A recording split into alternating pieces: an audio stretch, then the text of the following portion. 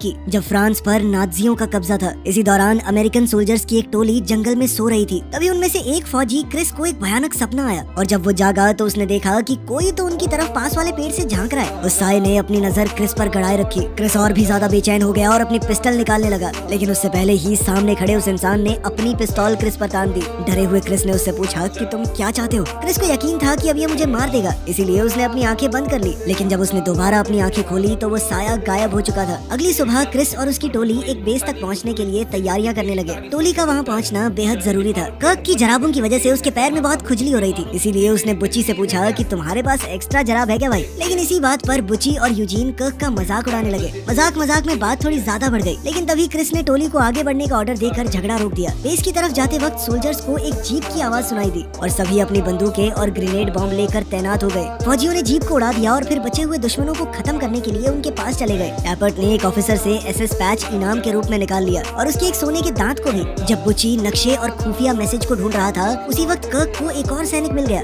जिसकी हालत बाकी लोगों से बेहतर लग रही थी। जब उन्हें पता चला कि वो एक मेजर है तो बुची ने उससे दो हाथ करने का फैसला किया, लेकिन मेजर को इस सब में कोई दिलचस्पी नहीं थी और वो क्रिस के लोगों को अपने लोगों का सामान लूटते देखकर गालियां देने लगा। तभी एक और सैनिक जाग गया और बुची ने उसका सर कुचल दिया। ये देखकर मेजर का भी खून खौल गया। उसने बुची से कहा कि आजा फिर, आजा लड़ते हैं। लड़ाई के दौरान जल्द ही वो नाजी मेजर बुची पर भारी पड़ने लगा। फिर क्रिस ने अपने आदमियों की तरफ मुड़कर उन्हें पीछे हटने का ऑर्डर दिया, क्योंकि उसे समझ आ गया कि उन्होंने रास्ते में गलत मोड़ ले लिया था। जाने से पहले टैपर्ट ने एक नाजी का कोड भी ले लिया। फिर जब वो गांव के इलाके से गुजर रहे थे तो उन्हें आगे जंगल में किसी की आवाज सुनाई दी और सभी रुककर उनका इंतजार करने लगे। तभी रेफ्यूजीज का एक झुंड बाहर आया। टैपर्ट उनकी तरफ भागा जहाँ एक औरत एक बच्चे के साथ उसका इंतजार कर रही थी। उसने औरत को कोट, सोने के दांत और एसएस पैच दे दिया। इसके बाद फौजी जलते हुए गांव और सुनसान इलाकों के बीच से होते हुए मिलिट्री बेस की तरफ बढ़ते रहे। तब क्रिस ने बताया कि जिस बेस पर हम जा रहे हैं वो असल में एक महल है जिसे सुरक्षित रखना अब हमारी जिम्मेदारी होगी। जब वो लोग महल के बाहर पहुंचे तो उन्होंने जीप में एक गार्ड को सोते हुए देखा। उन्होंने जैसे ही उसे जगाया वो तुरंत अंदर भाग गया। अंदर जाते ही उसने अपने लोगों को बताया कि अब हम आखिरकार यहाँ से जा सकते हैं। सोल्जर्स महल के अंदर गए और देखा कि बाकी लोग जितनी जल्दी हो सके उतनी जल्दी वहाँ से निकल रहे हैं। जाने से पहले बुची ने उनसे कहा कि अपना रेडियो महल में ही छोड़ दो। क्रिस को शक हुआ कि ये सब इतनी जल्दी क्यों कर रहे हैं, ये जगह तो इतनी बढ़िया है। तभी कमांडिंग ऑफिसर ने उसे बताया कि ये लोग छुट्टियां लेना चाहते हैं और ये सुनकर उसने उन्हें जाने दिया। बाद में कुछ लोग किचन में लंच बनाने लग गए और क्रिस ने घर का जायजा लेने का फैसला किया, जो कि यूजीन पहले से कर रहा था। उसे एक पियानो मिला और वो बैठकर उसे बजाने लगा। पियानो की धुन खाली महल में गूंजने लगी। वहीं क्रिस महल में बनी हुई लाइब्रेरी में चला गया और उसने देखा कि जमीन पर एक बड़ा सा जलने का निशान है, जहाँ पहले कभी एक कुर्सी हुआ करती थी। और तभी उसे पास बनी हुई जाली से कुछ अजीब आवाजें सुनाई देने लगी जिन्हें वो समझ नहीं पा रहा था। वहीं बुची को भी बाथरूम में किसी की आवाज सुनाई दी। वो चेक करने गया तो दरवाजा बंद था, पर जैसे ही वापस मुड़ा दरवाजा अपने आप खुल गया। बाद में सब लोग एक साथ खा पी कर आराम करने लगे, लेकिन तभी उन्हें अजीब आवाजें सुनाई देने लगी और वो अपने हथियार लेकर देखने चले गए। टैपर्ट और बुची सीढ़ियों से गए और मेन दरवाजा चेक करने लग गए। तभी कर्क और क्रिस ने अपने पास एक आवाज सुनी, लेकिन समझ नहीं पाए कि ये है क्या। इसके बाद वो एक कमरे में गए जहाँ सारी चीजें ढकी हुई थी। वहाँ तो कुछ नहीं मिला। फिर जब वो किचन तक पहुँचे तो समझ आया कि आवाज दूसरे कमरे से आ रही है और जैसे ही उन्होंने अंदर जाने की तैयारी की तो दरवाजा अचानक अपने आप खुल गया। दोनों आदमी कमरे में दाखिल हुए जहां उन्होंने एक पर्दा देखा जो अगले कमरे को इससे अलग कर रहा था। फिर जैसे ही उन्होंने पर्दा हटाया तो कर्क और क्रिस ने एक आदमी को खिड़की के सामने लटका हुआ देखा, जो फिर अगले ही पल गायब भी हो गया। खैर कुछ ही घंटों में रात हो गई और सभी फौजी अब आग के सामने बैठकर भूतों की कहानी सुनाने लगे। उसी वक्त टैपर्ट अपनी दूरबीन से खिड़की के बाहर देख रहा था। यूजीन ने उन्हें एक डायरी के बारे में बताया जो उन्हें बेसमेंट में मिली थी, जो कि एक 18 साल के नाजी की थी जिसने घर पर कब्जा किया था। तभी अचानक सब लोगों को आग वाली जगह से खटखटाने की आवाज सुनाई देने लगी और क्रिस कहने लगा कि ये तो कोई कोड लग रहा है। यूजीन उस कोड को समझने की कोशिश करने लगा जिसका मतलब बना कि मेरे पैर नहीं है। तभी अचानक आवाज बंद हो गई। क्रिस ने अपने आदमियों से कहा कि अभी के लिए आराम करो, लेकिन तब भी एकदम सतर्क रहना। उसने टैपर्ट को छत के नीचे वाले कमरे में जाने को कहा, क्योंकि निगरानी रखने में उसका कोई जवाब नहीं। उधर यूजीन बेसमेंट में एक संदूक खोलने की कोशिश करने लगा, लेकिन जब नहीं खुली तो हार मानकर ऊपर ही बैठ गया उसने महल में रहने वाले परिवार की फोटो देखी और नाजी सोल्जर्स की डायरी में उनके बारे में पढ़ने लगा। तभी अचानक से उसकी मोमबत्ती बुझ गई। उसने लाइटर जलाने की कोशिश की तो देखा कि पीछे कुछ था और जब उसने दोबारा मोमबत्ती जलाई तो देखा कि फोटो से परिवार गायब हो गया था। ऊपर छत वाले कमरे में टैपर्ट ने खिड़की पर अपनी राइफल सेट की और स्कोप की मदद से बाहर देखने लगा। तभी कमरे में उसके पीछे कोई दिखाई दिया। जब उसने स्कोप से बाहर की तरफ देखा तो उसे फांसी पर लटका हुआ एक आदमी नजर आया, लेकिन अगले ही पल वो गायब हो गया। टैपर्ट ने नजर बनाए रखी और तभी अचानक एक लड़का भूत की शक्ल में सामने आ गया, जिससे टैपर्ट डर गया। उसी वक्त अलमारी से जोर की आवाज आई। टैपर्ट बाहर गया ये देखने की चल क्या रहा है। तभी उसने देखा कि क्रिस महल के अंदर से उसे देख रहा था। अगले दिन यूजीन, कर्क और क्रिस बालकनी में बैठकर बात करने लगे कि पिछले सोल्जर्स कितनी जल्दी वहाँ से निकलना चाहते थे। अब यूजीन ने दूसरों को टैपर्ट से जुड़ी हुई एक कहानी बताई जो पेरिस में घटी थी। उसने कहा कि मैंने टैपर्ट को खून से भरे एक पूल में बैठा हुआ पाया था, जहाँ उसके आसपास 7 छोटे बच्चों की कटी हुई लाशें थी। टैपर्ट अपने हाथों में एक रस्सी पकड़े बैठा था, मानो वो किसी के साथ रस्सी से खेल रहा हो। साथ ही उसकी आंखों में एक डरावना डर था। इस पर क्रिस ने कहा कि मुझे तो बहुत खुशी है कि टैपर्ट हमारे साथ है। तभी टैपर्ट भी अचानक से बालकनी में आ गया। उसने उन्हें बताया कि पिछली टीम यहाँ से इसलिए निकलना चाहती थी क्योंकि उन्होंने रेडियो पर सुना था कि लगभग 50 जर्मन फौजी महल के पास से गुजरते हुए स्ट्रासबर्ग शहर जा रहे हैं। उसने अपने आदमियों को सलाह दी कि जब तक फौजी यहाँ से निकल नहीं जाते हमें जंगल में छुप जाना चाहिए। लेकिन क्रिस का कहना था कि हमें तो महल की हिफाजत करने का काम मिला है। टैपर्ट ने कहा कि चलो यही मर्जी है तो मैं छत वाले कमरे पर जा रहा हूँ ताकि वक्त रहते उन्हें देख सकूं। और उसने यूजीन को भी अपने साथ चलने को कहा। वहाँ पहुंचकर जब उन्होंने तैयारी शुरू की तो उन्हें मैट के नीचे फ्लोर पर एक बड़ा सा निशान मिला। यूजीन का मानना था कि नाजियों ने शायद घर में रहने वाले लोगों को किसी खास तरीके से मारा है और इस बात को उसने हिटलर के रहस्यमयी शौक से जोड़ दिया। उन्होंने इस पर ज्यादा बात नहीं की और कमरे की अलमारी को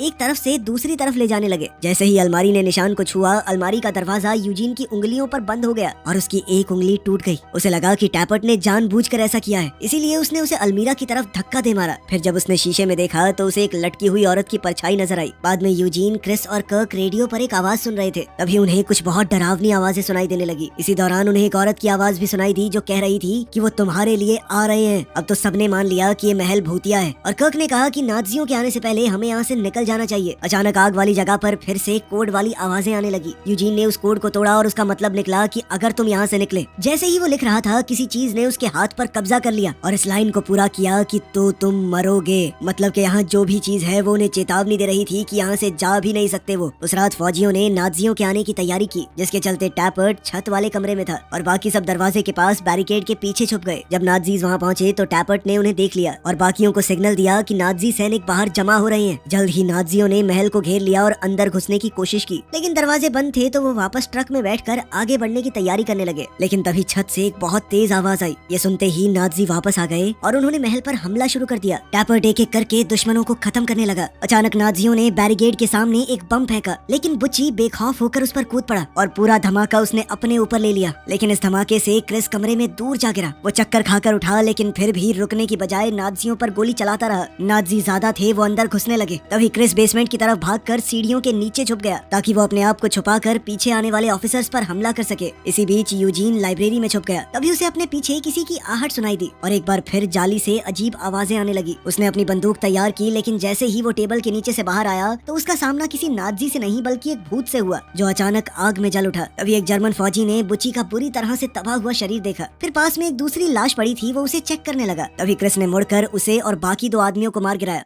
कर्क इस वक्त बाथरूम में छुपा हुआ था। तभी उसे पानी में डूबने की आवाजें और बच्चों की हंसी सुनाई दी। उसने टब की तरफ देखा तो एक नाजी फौजी उसे डूबता हुआ नजर आया। टैपर्ट ने छत के कमरे में कुछ सुना और उसका पीछा करने लगा। तभी उसे वहाँ एक नाजी लटका हुआ मिला। अगली सुबह सभी बुच्ची के पास जमा हो गए। वो सोचने लगे कि जरूरत पड़ने पर इसकी तकलीफ खत्म करने के लिए हम इसे ड्रग दे देंगे। क्रिस ने सबसे कहा कि नाजियों के शरीर को बाहर ले जाओ और जब यूजीन और कर्क उन्हें ट्रक के पास ले गए तो वो ये नजारा देखकर डर गए कि टैपर्ट ने उनके साथ क्या किया था। बाद में वो लोग महल के भूतों के बारे में बात करने लगे। तब यूजीन को अचानक समझ कि घर में उन्होंने जो कुछ भी महसूस किया वो सब वही था जो नाजियों ने उस परिवार के साथ किया था जो इस महल में रहा करता था। उस दिन जब नाजी उनके घर आए तो उस परिवार का बहुत ही डरावना अंजाम हुआ। बाप को लाइब्रेरी में कुर्सी से बांधकर जिंदा जला दिया गया। बेटे को माँ के सामने पानी में डुबाकर मार दिया गया और बेटी को छत के नीचे वाले कमरे में लटका दिया गया था। उनकी लाशों को दफनाने वाला भी कोई नहीं था। तभी क्रिस ने पूछा कि क्या इसी वजह से वो भूत बन गए। यूजीन बुच्ची की हालत को देखने लगा। तभी वो टैपर्ट की आहट से डर गया जो उसके पास आया था ताकि पेरिस वाली कहानी को अपने तरीके से बता सके। यूजीन का मानना है कि सब कुछ आसानी से समझना मुमकिन नहीं होता और टैपर्ट की कहानी में तो अलग ही गहराई है जो उसे अब जाकर महसूस हुई थी। बाद में क्रिस को टब के बारे में एक सपना आया जिसमें एक भूत उसके सामने आया और उसे डुबाने की कोशिश करने लगा। जब उसे पानी में खींचा गया तो उसने 3 मास्क पहने हुए सोल्जर्स को देखा जो पहले नर्स में बदल गए फिर वापस सोल्जर बन गए। तभी क्रिस जाग गया। अगले दिन उन्होंने बुच्ची का ख्याल रखा और महल छोड़ने के बारे में बातें की, फिर चाहे उन्हें अपनी पोस्ट छोड़ने के लिए कोर्ट मार्शल का सामना ही क्यों न करना पड़े। उसके बाद क्रिस और यूजीन बेसमेंट में वापस चले गए ताकि परिवार से जुड़ी कोई और चीज ढूंढ सके। यूजीन अपना लाइटर ढूंढने लग गया और क्रिस को डायरी मिल गई, लेकिन उसे लगा कि डायरी के पन्ने खाली हैं। जब यूजीन वापस आया तो उसने इस बारे में थोड़ा अजीब बर्ताव किया। तभी कर्क ने उन्हें वापस बुला लिया क्योंकि बुच्ची होश में आ गया था और बार बार कह रहा था कि ये असली नहीं है, ये उनका ही काम था। मरने से पहले उसने क्रिस को पकड़ा और कहा कि इस बात को याद रखना, उस रात बाकी बचे हुए फौजी महल छोड़ने की बात करने लगे, लेकिन क्रिस ने कहा कि हमें पहले परिवार की लाशों को दफन करना होगा। वो सबको परिवार के बारे में पता लगाने को कहने लगा। अचानक डायरी के पन्ने फिर से लिखे हुए दिखाई दिए। यूजीन ने कहा कि मैं डायरी के अंदर सबूत ढूंढ कर रहूंगा ताकि परिवार की लाशें हैं कहाँ पर ये पता चल सके, पर उसका मानना था कि इससे पहले हमें महल छोड़ देना चाहिए। इसके बाद फौजियों ने गार्डन में बुच्ची को दफना दिया और फिर वहाँ से निकल गए। बेस कैंप की तरफ वापस चलते हुए उन्होंने सड़क पर एक टूटी हुई एम्बुलेंस देखी और उन्हें वही रेफ्यूजीज का झुंड दोबारा नजर आया। वो आगे बढ़ते हुए अभी भी उस परिवार के बारे में बात कर रहे थे। जल्द ही वो लोग एक अजीब सी बिल्डिंग के पास से गुजरे और बाद में वो लोग फिर से उसी एम्बुलेंस तक पहुंच गए। अब उन्होंने वापस मुड़ने का फैसला किया। फौजियों की टोली दोबारा उस बर्बाद शहर से गुजरी जहाँ से वो पहले गुजरे थे और उस रात वो सब जंगल में ही सो गए। सोते हुए टैपर्ट ने सपना देखा कि उसे फांसी से लटका दिया गया है, लेकिन जब उसकी आंख खुली तो उसने खुद को जंगल में ही पाया। उसके स्लीपिंग बैग के पास कुछ लिखा हुआ था। अगले दिन टोली दोबारा से एम्बुलेंस के पास से गुजरी और जब उन्होंने मुड़कर देखा तो उन्हें उन नाज़ियों की लाशें नजर आई जिन्हें उन्होंने पहले मारा था। आखिरकार वो वापस महल में पहुंच गए। वो समझ चुके थे कि जब तक इस परिवार की आत्माओं को शांति नहीं मिलती वो महल से दूर जा ही नहीं पाएंगे। उस रात क्रिस ने सोचा कि वो आत्माओं से बात करेगा और पता लगाएगा कि उनकी लाशें कहाँ पर हैं। तभी टैपर्ट को वो शब्द याद आया जो उसके स्लीपिंग बैग के पास लिखा हुआ था, विट्रियोलेक। ये सुनकर यूजीन को याद आया कि उसने ऐसा कुछ नाज़ी न्यूज में सुना था। ये एक ऐसी बद्दुआ थी जो पुराने समय में मुसलमान दिया करते थे, जिसका मतलब था कि अगर तुम बुरा होने देते हो तो बुराई 10 गुना बढ़कर तुम्हारे सामने वापस आएगी। उस रात फौजी भूतों के आने का इंतजार करने लगे और उनसे बात करने की कोशिश की। उन्हें सामने पैरों के निशान नजर आए जो सीधा क्रिस की तरफ बढ़ रहे थे और ठीक उसके सामने आकर रुक गए। तभी उसने एक भूत देखा जिसने उसे पकड़ लिया। वो उसे घसीटते हुए महल के दूसरे हिस्से में ले जाने लगा। क्रिस अपने साथियों से कहने लगा कि गोली मार दो इसे, लेकिन भूत उसके अलावा किसी को नजर नहीं आया। फिर भी टैपर्ट ने उस तरफ गोलियां चला दी। बाकी लोग क्रिस के पीछे घर के दूसरे हिस्से में चले गए और जब वो अंदर गए तो उनके साथ अजीब चीजें होने लगी। उन्हें किसी और ही जगह किसी और ही वक्त की तस्वीरें दिखने लगी। फिर उन्हें क्रिस मिला जो कि परिवार की लाशों के पास पड़ा हुआ था। बाद में फौजियों ने लाशों को दफन कर दिया। तभी डायरी का आखिरी पन्ना बाप की लाश के साथ चिपका हुआ मिला। यूजीन ने डायरी का आखिरी पन्ना पढ़ा जिसमें लिखा हुआ था कि ये परिवार फ्रांस से नहीं है, वो अफगानी थे। उन्होंने अपनी जान जोखिम में डालकर जितने यहूदियों को बचा सकते थे बचाया।